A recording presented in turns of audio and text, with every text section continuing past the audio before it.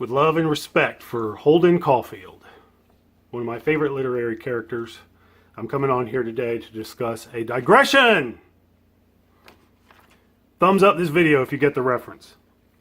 I've received a few emails and comments from some of you relating to things that spring from the channel, kind of like a little tributary, a little branch that comes off of the tree. And it's not quite specifically ADF related, but it is related to the channel. And today I want to discuss one of those things. It's an email I got from Adam. I suspect he is from the UK, though he doesn't say so, because he knows the proper English spelling of the word humor with a proper U in it. But Adam writes, "Hi Steve, I'm a 24-year-old English teacher who is currently wooing, or attempting to at least, a beautiful and smart girl, whom I love dearly." Now that's what grabbed me. That's the line, because I'm softy, that got me right there. I put a tie on it. I was like, this is serious. Adam says, "I've watched one of your recent videos, the one in the garage, in which you mentioned how your writing skills and humor helped you to get your wife. And this is the area I'm seeking advice from you in today." All right, so here's what I said in the garage. And it's hard on men who don't have looks to woo those women. I mean, you know, I had to write letters. I mean, thankfully I'm blessed with writing talent and a dry sense of humor. And I had to say, here I am, girl. My brain is 9 inches. Adam continues. "Looks-wise, while I'm not an unattractive guy, I think she is particularly attractive, and out of my league, I would say. But there is much interest on her side, and while there's been an opportunity for a relationship, even marriage has been discussed, I feel she may be slipping away. When you said your writing skills helped, did this mean love letters? How did this work for you? I plan to write a letter myself. I am, however, unsure of how to go about it. I feel I can write well, and she appreciates that, but do I go all out in this letter? Do I lay my heart out for her to see and hope this moves her, or do I play it cool? I know girls like romance, but is there a limit? I mean, I'm no Shakespeare, but I can write romantically, I think. Does laying it all out for her emasculate me in a way? I mean, does she want a soppy, doe-eyed guy, or does she want a strong, silent type man? Is there a middle ground? Do I try to be a Romeo or a Clint Eastwood? I guess I want to avoid sounding desperate." Too late for that, boy. You're already there, man. You already sound pretty desperate. Oh, you mean to her. You mean to the girl. Okay. "Any advice or insights you would give me would be hugely appreciated, Steve. I do realize it's not about weight loss or ADF and slightly off topic, so if you don't want to reply or something, I completely understand. As it turns out, as it were, I do wish to reply. That is why you see this smiling face. I was going to say visage, but I thought that'd be too heavy for YouTube. Before you. I do have some things to say, Adam. I appreciate the email, appreciate your interest in the channel, and I'm willing to make a little digression here because this is interesting to me. And I shared it with my wife and some other people. You know, I have been married for 20 years this year. We have 5 kids, so I'm not a poser. I have a dad bod, and I am actually a dad. And so there's a lot of people out there, you know, I remember when I was young that, you know, it's kind of like trying to walk through the jungle sometimes with a machete or something. You know, it's just so thick when you're out there and you're young, and there's not a lot of people around. Sometimes you ask older people, and they're like, "Well, I don't know. I don't know what you should do." They're still trying to figure it out, you know? And that's kind of like what it's become. But I do have some ideas for you that I think may help you. And so here's what I have to say. First of all, yes. My first point is write that letter. Write this girl those letters that you've got. And if writing is a strength of yours, if you have a talent, this goes out to all young men or women, whoever. If you have a talent, you have a strength, you should use that thing in a positive way. Not just to manipulate a situation, but to improve someone's life, to improve the world around you.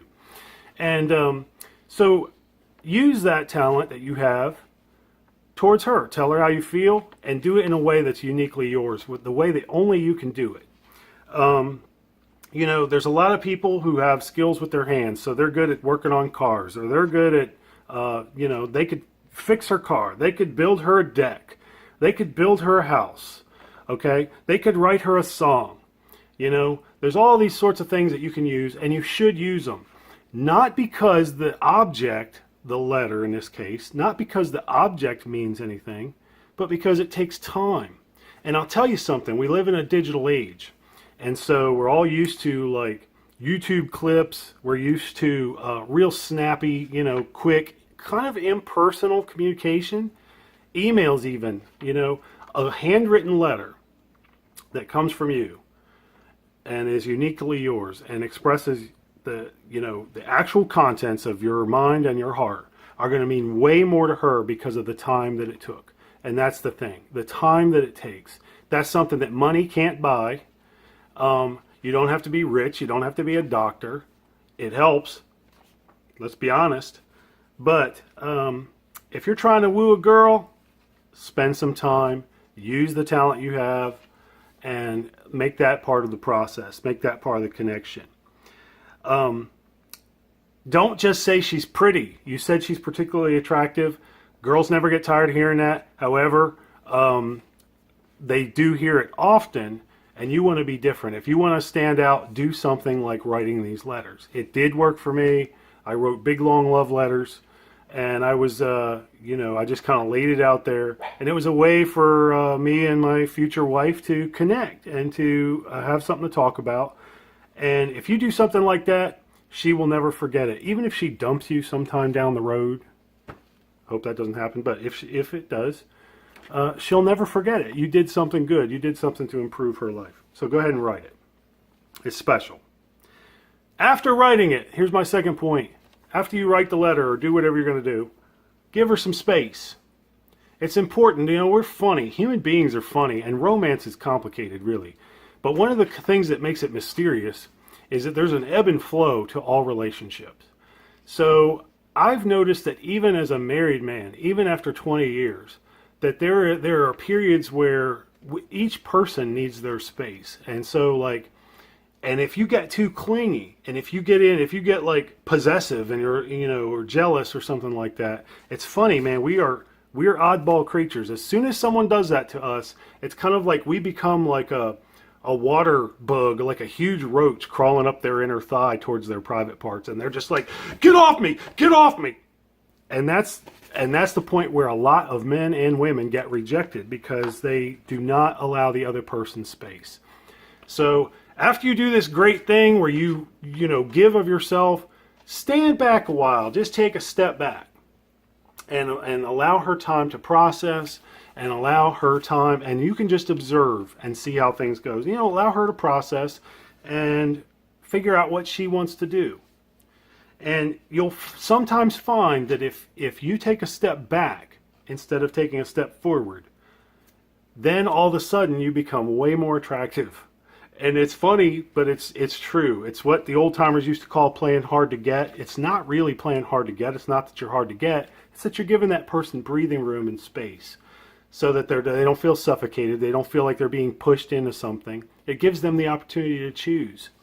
And that can be a little scary because what if they don't choose you? What if she doesn't choose you? There's something even scarier than that, which I'll get to in a minute.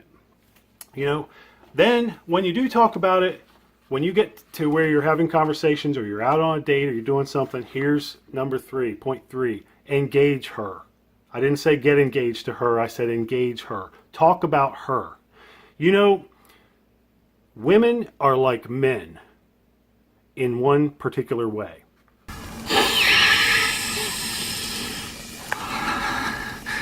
You're like me. We are all the stars in our own little play. We're self-absorbed. I mean, let's just be honest. It's human nature to be self-absorbed.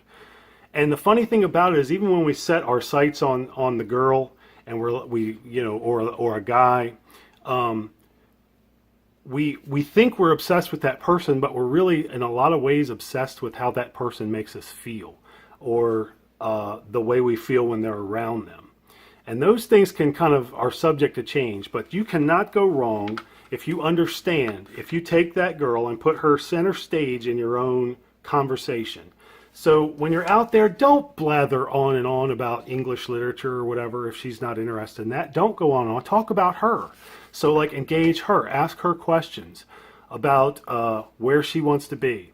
Because when women and men, when we start talking about ourselves, whoever we're talking to and making eye contact with, we start to have feelings for them, and we start to or if you've been married for 20 years like I have, when you have moments like that, those feelings are reignited. So this is not, the stuff I'm telling you is not just for how to get the girl, it's for how to keep the girl. It's for how to respect each other and be engaged with each other for a long time. And it works outside of romantic relationships. So I'm not teaching you how to manipulate. I'm not talking about that. I'm just saying this is a fact about human nature. Is we love to talk about ourselves. And if we do that with other people, all of a sudden we start to become more intimate, and we want to open up more of ourselves. Okay, so last thing, and this is the most important thing. Do not, in all your hearing, hear this. Be yourself, man. I know it sounds cliche, but you have got to be yourself without fear. Don't be perfect. Don't try to be perfect. Don't try to mold yourself into an image. You asked like whether she wants a Romeo or a Clint Eastwood. Let me tell you something about women. Let me tell you something. They want both. They really do. So you've got to be the whole package. But don't try to mold yourself into something that you're not in order to try to please her and try to get her. And I'll talk about the outcome of that. But like, you may have noticed that I don't edit much. I don't edit my videos much. And the reason for that is because I want to have a conversation with whoever my viewers are. I want to have a conversation with them. And conversation is missing. There is authenticity missing in our cultures, in our Western culture, where everything is edited, everything is glitz, everything is... anything that's ugly is taken out of frame. Anytime we stumble over our words or something, it's edited out. And it's that way on social media. All you ever see is the best part of someone's life. You never see the part of them that is actually human. And so you need to allow your humanity and your human side to be shown. And don't be afraid of that. Don't edit yourself into something else. Don't be an image, in other words. Don't conform to an image that has no substance, because that is what everyone around us, that's what the majority of dudes are. They're images without substance.